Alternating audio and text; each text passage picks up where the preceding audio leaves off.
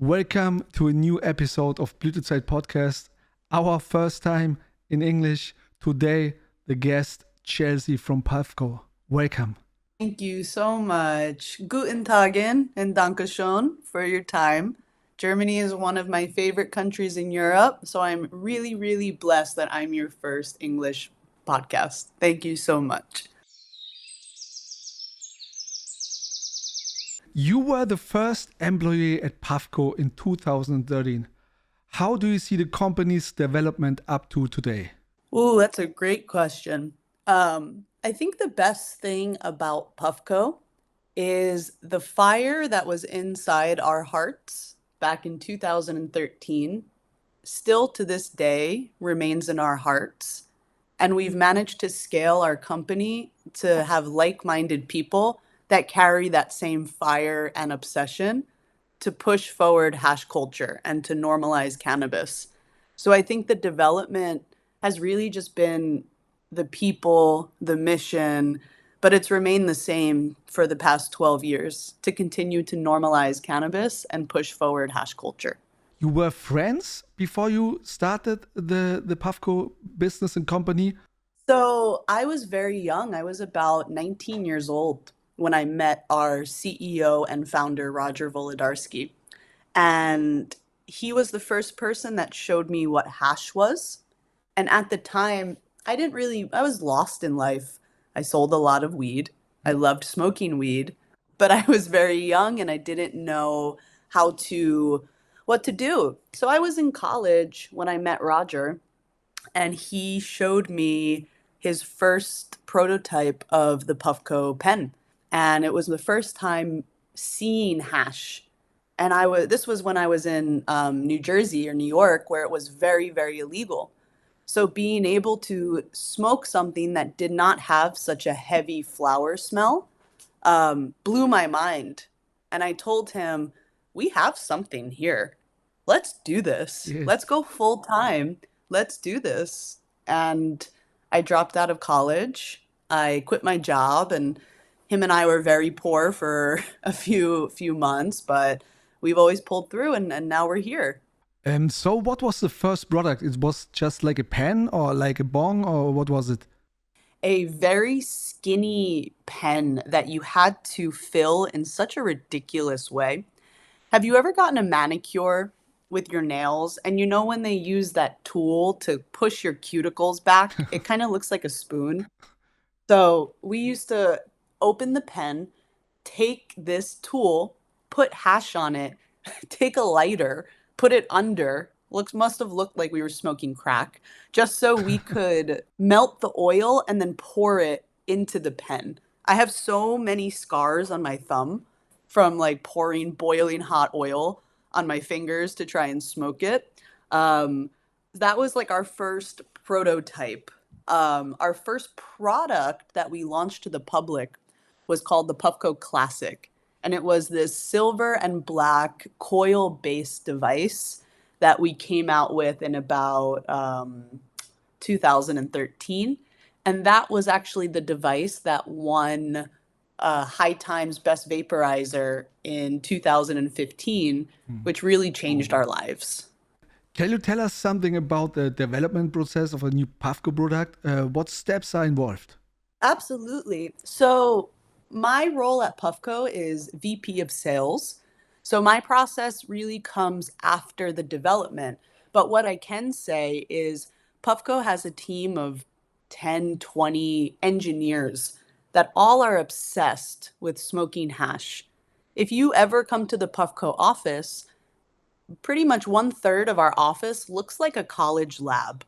We have mechanical engineers, we have electrical engineers, we have industrial engineers, and all they're doing all day is figuring out the best way to consume hash. They are measuring different viscosities of hash with our products, what temperature, how to code the firmware so people are getting the best experience. They even invented something called a pot bot that can test the products because people were getting too high at the office. Okay, okay. But to sum it up, our engineer and our product team are building products for the next 2 years. So something that you might have in your hands now, they're already in EVT, DVT to make that product even better for us. If we do our job right, you're not thinking about Puffco, you're thinking about the hash you're consuming. When did you first come into contact with Rosin hash? I first came into contact with hash around 2011, 2012, when Roger gave me my first dab at his mom's house. Shout out to Roger's mom, one of the best ladies in the world. And he gave it to me on a Sheldon Black piece that had a glass nail with a dome. For people who have been in the industry for a long time, you'll know that reference. Of course, back in the day, everybody would burn nails till they were glowing red, and we would consume that way, our poor lungs. But that was my first experience with hash. I remember I was like, oh my God, this feeling is so clear. It's so different. Whereas you would smoke flower and it's a heavy high. You know, you feel tired, you feel hungry. Whereas hash activated a different high for me, where it was a little more clear, provided more clarity. Um, my first time smoking rosin was in 2015 in Portland, Oregon at the Secret Cup, which back then was a really big hash cup that would travel around the United States. And a hash maker from Washington named Brian from the Fire Brothers was like, you want to try some rosin, some pineapple rosin? This is the cleanest, purest form of the plant.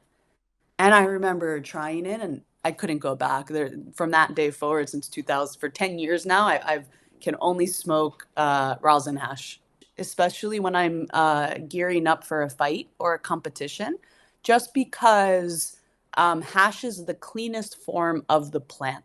The best way I can describe it is if you were going to make, let's say, a vanilla cake and you needed to put vanilla flavoring in, you're not going to grind up the vanilla plant to put into the cake. You're going to use vanilla extract because it's the strongest, cleanest, most potent part of that plant.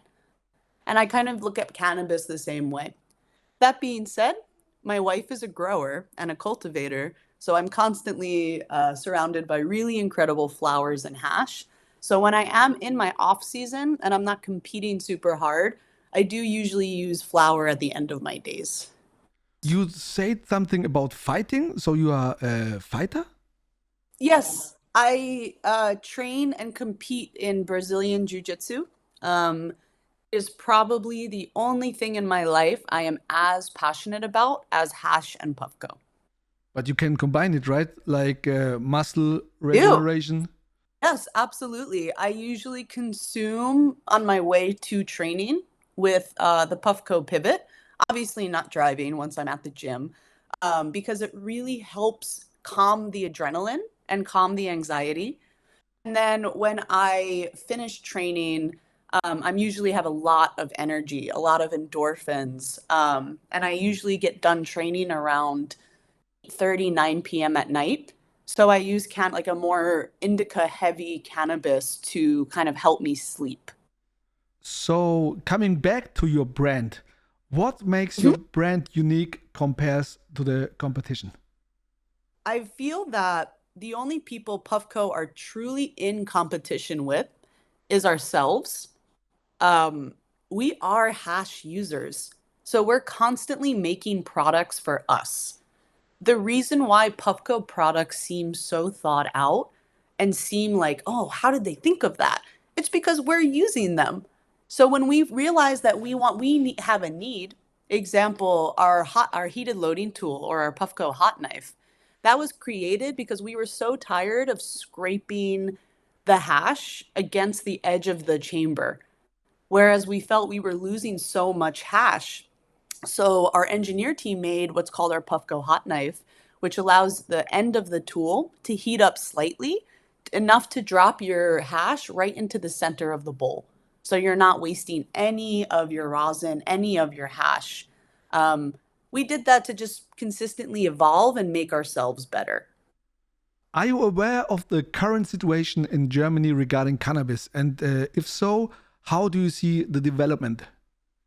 Germany is probably the most interesting cannabis market in the world right now.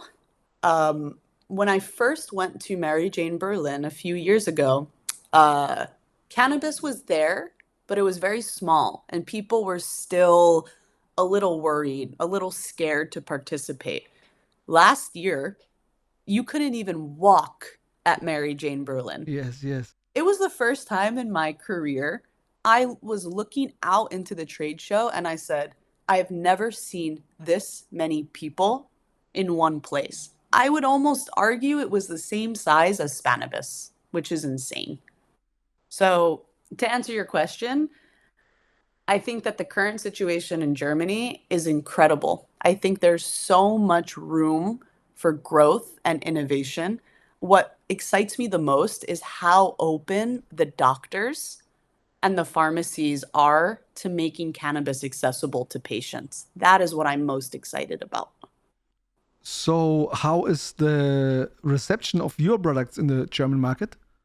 All I can say is we have seen incredible growth in our German market. Puffco also launched a website and a warehouse in Europe. So now, if somebody in Germany went to puffco.com, they could receive a product shipped to their door in 2 to 3 days. What do you think are the most exciting technical features of your products? My personal favorite thing about the Puffco, especially the Puffco Pro, is our 3D chamber technology. In my opinion, that really innovated and pushed the that our category forward. So what the 3D chamber technology does in the past and in our previous models, only the bottom ceramic of our heating chamber would heat up. And that was good, but you lost a lot of hash because it wasn't heating evenly. Now, with our 3D chamber and our XL chamber, the entire ceramic is heating up. So you are getting every bit of oil and hash that you put in there, and it's heating evenly to never compromise the flavor, the consistency, and in my opinion, it's the only comparable experience to a old-fashioned dab rig. And on top of all that, there's a little computer chip that's inside the chamber that's constantly communicating with the Puffco device. So not only is your hash and everything inside heating evenly, the computer is talking, so your temperature is constantly at the exact way you want it. So it's never even going too hot or too cold. It's consistently temperature controlled. How is the Rosin hash scene in the USA? Hash in general has really exploded. You know, obviously, flower edibles take up a majority of many users, but hash is growing every day. You know, where prior concentrates made up maybe 2% of stores, now we're seeing that almost double, going from the high 4% to the 6% in certain dispensary markets. And that's really exciting. For us, we really believe that hash is the cleanest, safest, most effective form of cannabis consumption. And I truly feel that it might take a little more time, but people will eventually start consuming more hash once they learn more about it. So, how do you see the future of the vaporizer industry and what role could Puffco play in it? You know, technically, Puffco is a vaporizer, but in my opinion, Puffco is so much more than a vaporizer company. When I think of vaporizers, I think of, you know, really intricate devices, whereas I almost see Puffco as vaporizers are only one part of our business. We do so much more. We invest in the culture, we throw events, we throw experiences, we really grow our clients. Um, so, what role could Puffco play in it? Puffco will be whatever the industry needs us to be. Right now, Puffco, like I said before, our job is to make you forget about the Puffco and think about what's inside of it.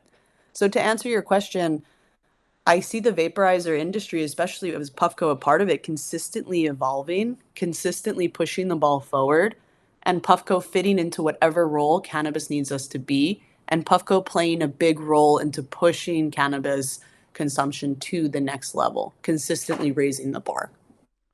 So, what is your favorite Puffco product and why?